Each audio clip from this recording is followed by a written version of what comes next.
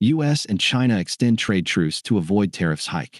The U.S. and China have extended their trade truce for another 90 days, just hours before the world's two biggest economies were set to raise tariffs on each other. On Monday, U.S. President Donald Trump signed an executive order to keep the pause in place until November 10th, while Beijing also announced an extension. It means the U.S. will hold its levy on Chinese imports at 30%, while China will keep a 10% tariff on American goods. Washington had threatened trade taxes as high as 145% on Chinese products earlier this year, with Beijing hitting back with 125% duties on U.S. shipments. The rates for both countries were scaled back after a round of trade talks held in Geneva in May.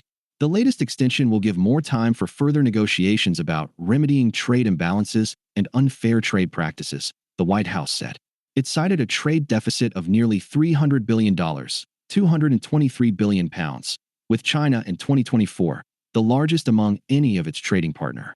The talks will also aim to increase access for U.S. exporters to China and address national security and economic issues, the statement said.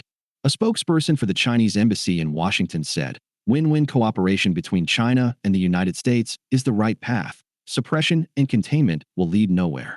China also called on the U.S. to lift its unreasonable trade restrictions, work together to benefit companies on both sides, and maintain the stability of global semiconductor production. A return of higher duties would have risked further trade turmoil and uncertainty amid worries about the effect of tariffs on prices and the economy. But one U.S. business owner told BBC Radio 4's Today program that the extension just means further uncertainty. "There's no way to plan for the future of the business," said Beth Benike, founder of Busy Baby. "Since I have no idea what the tariff is actually going to end up being, I have no control or idea about the pricing that's going to work for my business," she said. Tensions between the U.S. and China reached fever pitch in April after Trump unveiled sweeping new tariffs on goods from countries around the world, with China facing some of the highest levies. Beijing retaliated with tariffs of its own, sparking a tit-for-tat fight that saw tariffs soar into the triple digits and nearly shut down trade between the two countries. The two sides had agreed to set aside some of those measures in May. That agreement left Chinese goods entering the U.S. facing an additional 30% tariff compared with the start of the year, with U.S. goods facing a new 10% tariff in China. The two sides remain in discussions about issues including access to China's rare earths, its purchases of Russian oil, and U.S. curbs on sales of advanced technology, including chips to China. Trump recently relaxed some of those export restrictions, allowing firms such as AMD and Nvidia to resume sales of certain chips to firms in China in exchange for sharing 15% of their revenues with the U.S. government. That unprecedented agreement has provoked criticism, with some calling it a shakedown.